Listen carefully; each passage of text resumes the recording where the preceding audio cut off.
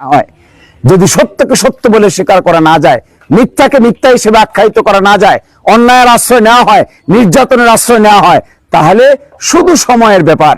এমন এক সময় আসবে ওই অন্যায়, ওই নির্যাতন, নিপীড়নের শিকার অন্যকে যদি আমি করি, একই পন্থায় আমাকেও এইরকম নির্যাতনের শিকার হতে হবে।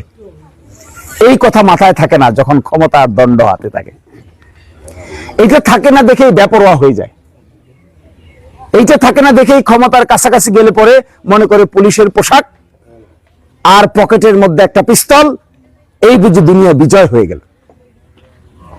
পুলিশের পোশাক আর পকেটের পিস্তল দেয়া মানুষের মনের জগৎ বিজয় করা যায়?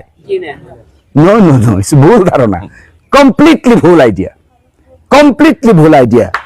মানুষের মন জয় করার একমাত্র উপায় হলো আপনি যদি মানুষকে ভালোবাসেন, শ্রদ্ধা করেন, সম্মান করেন, বিনিময়ে আপনি ভালোবাসা, শ্রদ্ধা, সম্মান আপনিও একদিন পাবেন।